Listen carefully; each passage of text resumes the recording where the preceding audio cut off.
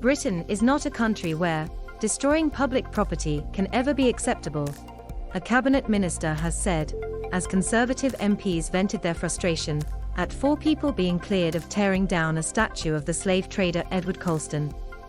Grant Shapps, the Transport Secretary, said the law would be changed to close a potential loophole limiting the prosecution of people who damage memorials as part of the Police, Crime, Sentencing and Courts (PCSC) bill. 4 people, Rhian Graham, 30, Milo Ponsford, 26, and Sage Willoughby, 22, and Jake Skuse, 33, were prosecuted for pulling down the statue during a Black Lives Matter protest in June 2020.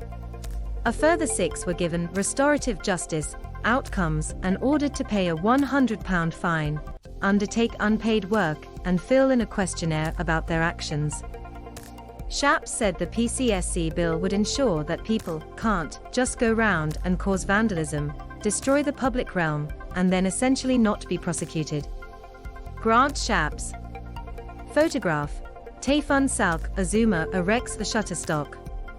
Under current legislation, criminal damage can attract a sentence of up to 10 years in jail. But where the damage is less than £5,000, the maximum sentence is 3 months imprisonment and a fine of up to £2,500. However, the new bill, which is being scrutinised by Parliament, would let courts consider the emotional or wider distress caused by damage to public property and raise the maximum sentence to 10 years regardless of the costs incurred. The move would extend to flowers or wreaths placed at memorials, such as at a gravestone or the cenotaph.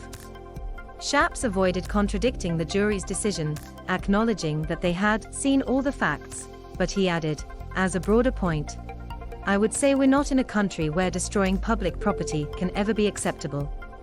We live in a democratic country. If you want to see things changed, you can get them changed. You do that through the ballot box, or petitioning your local council, etc.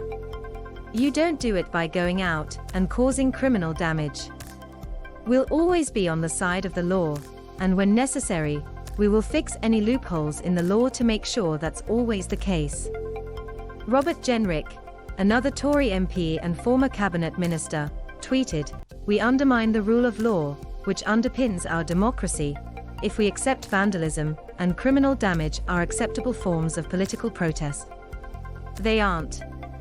Regardless of the intentions."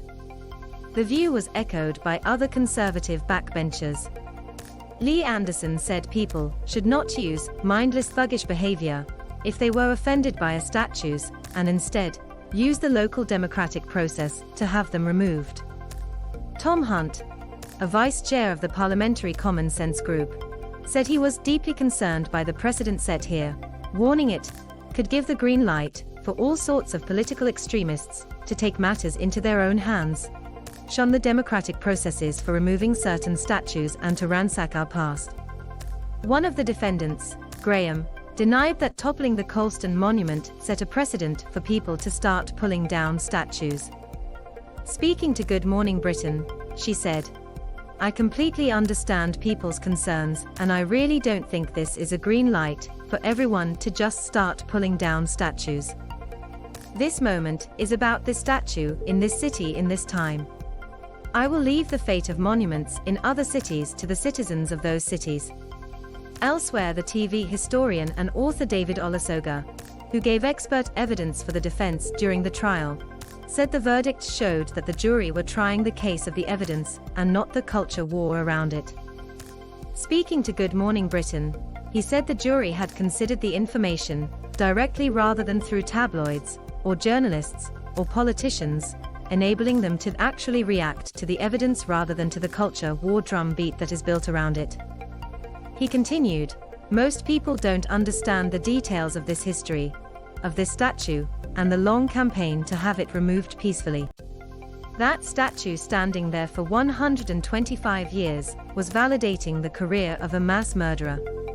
And to people whose ancestors were enslaved by Colston and men like him, it is offensive, and you can talk to thousands of people in Bristol who found it offensive.